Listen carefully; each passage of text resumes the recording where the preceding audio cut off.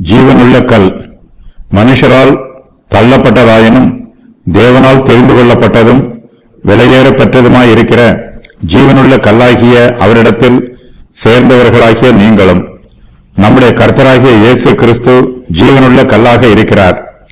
கல் வலிமையுள்ளது, கல் ஒருபோதும் அழிந்து போவதில்லை, அது நித்தியமானது. நம்முடைய ஆவிக்குரிய ஜீவியத்திற்கு ஜீவனுள்ள கல்லாகிய இயேசு கிறிஸ்துவே அஸ்திவாரமாக இருக்கிறார்.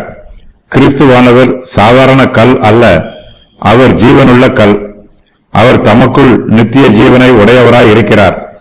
இயேசு கிறிஸ்துவிற்கு தேவனுக்கு முன்பாகவும் மனுஷருக்கு முன்பாகவும் ஒன்றுபோல் மரியாதை கிடைக்கவில்லை. அவர் மனுஷரால் தள்ளப்பட்டார், ஆனாலும் கிறிஸ்துவானவர் தேவனால் தெரிந்து கொள்ளப்பட்டார். கர்த்தருடைய பிள்ளைகளாகிய நாம் ஜீவனுள்ள கல்லாகிய இயேசு கிறிஸ்துவனிடத்தில் சேர்ந்திருக்கிறோம். விசுவாசத்தினால் நாம் முதலாவதாக அவரோடு ஐக்கியமாக இணைக்கப்பட்டோம். அதன் பின்பு நாம் அவரிடத்தில் நெருங்கி சேர்ந்திருக்கிறோம். நம்முடைய எல்லா நம்பிக்கைகளுக்கும் சந்தோஷங்களுக்கும் இயேசு கிறிஸ்துவே அஸ்திவார கல்லாக இருக்கிறார். இந்த உலகம் இயேசு கிறிஸ்துவை தள்ளிவிட்டாலும் தேவனோ அவரை தள்ளிவிடாமல் தெரிந்து கொண்டார். கிறிஸ்துவானவர் தேவனால் தெரிந்து கொள்ளப்பட்டவர். இந்த உலகம் கிறிஸ்துவின் மகிமையையும் மேன்மையையும் புரிந்து கொள்ளாமல் அவரை தள்ளிவிட்டது, அவரை பிரயோஜனமற்றவர் என்று ஒதுக்கிவிட்டது. ஆனால் கிறிஸ்துவோ தேவனுடைய பார்வையில் விலையேற பெற்றவராக இருக்கிறார். நம்முடைய மீட்பர் கிருபை நிறைந்தவர்.